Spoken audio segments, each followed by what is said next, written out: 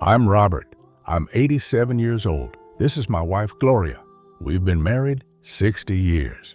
When people hear that, they smile at us like we've unlocked some kind of secret. They assume we figured marriage out early and just stayed steady all the way through. That's not the truth. We made mistakes, not small ones either. The kind that slowly wear on a marriage, the kind that don't look dangerous at first, but over time create distance. If someone had sat us down in 1966, the year we got married, and explained what those mistakes would cost us, we might have done things differently. But nobody did, and we had to learn the long way. I'm Gloria. I'm 84. 60 years sounds strong, and it is, but strength doesn't mean smooth. There were seasons when I wasn't sure we were moving in the same direction. We loved each other, but love alone doesn't keep two people close.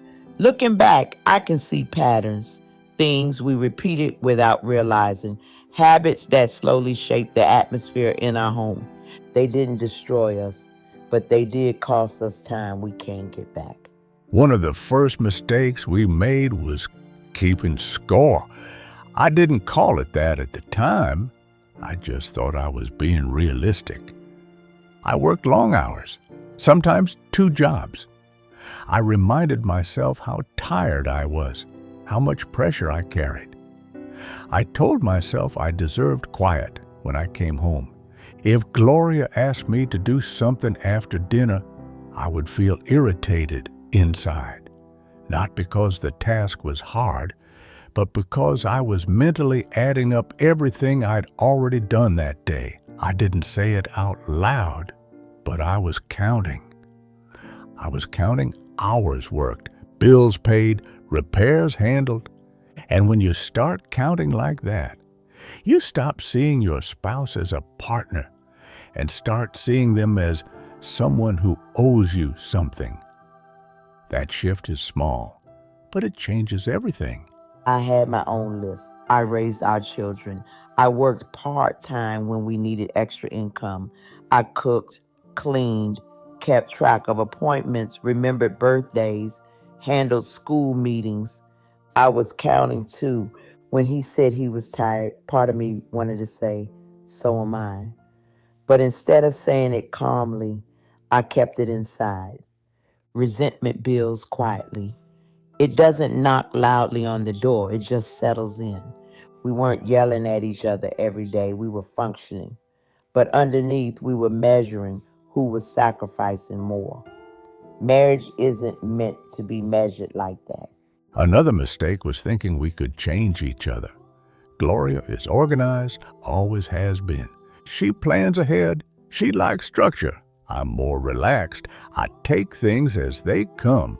For years, I thought she worried too much. I would tell her to calm down, to loosen up. I honestly believed I was helping, but what I was really doing was dismissing who she is. And she did the same to me in her own way. She would say I needed to be more disciplined, more predictable, more serious about schedules. We both thought the other person needed improvement. That mindset creates tension because instead of accepting your spouse as they are, you start trying to redesign them, and nobody feels safe being redesigned. There was also the mistake of not saying difficult things early. I avoided conflict. I didn't like arguments. So when something hurt me, I would tell myself it wasn't worth bringing up. He forgot something important. Let it go. He made a comment that stung. Let it go. But those things don't disappear. They stack up, and eventually something small would happen. Something simple, like him coming home late without calling. And I would react much bigger than the situation deserved. He would look confused. I would feel overwhelmed. And neither of us would understand that the reaction wasn't about that one moment. It was about months of silence. We learned the hard way that honesty early is gentler than honesty delayed. We also treated our marriage like it could run on routine alone. After 20 or 30 years, you think you know everything about the person sitting across from you.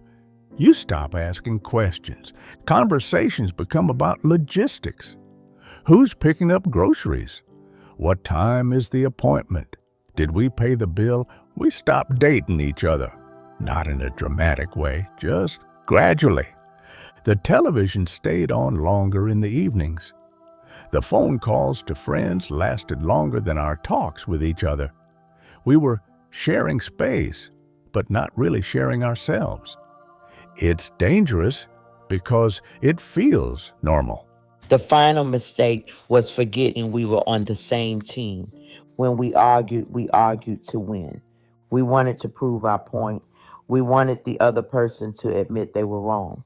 But when one person wins in a marriage, the relationship loses. I remember one disagreement about how to help our son during a difficult period in his life. We had different opinions. Instead of listening carefully, we both defended our positions. At some point, we realized this wasn't about pride. It was about our child.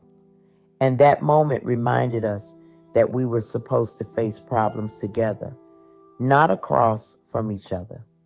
That shift changed how we argued. If I could speak to my younger self, I wouldn't give a long speech. I would say, stop keeping score. Accept the person you married instead of trying to adjust them into someone else. Say the hard things when they're small. Don't assume love runs on autopilot. And remember, you're not opponents. I would add this: stay curious about each other. Ask real questions. Listen without preparing your defense. Sit together without distractions sometimes. Time moves quietly. Decades pass faster than you expect. We can't reclaim the years when we were distant without realizing it. But we're grateful we corrected course while we still could. We're still here, still side by side. And now we move through life as a team.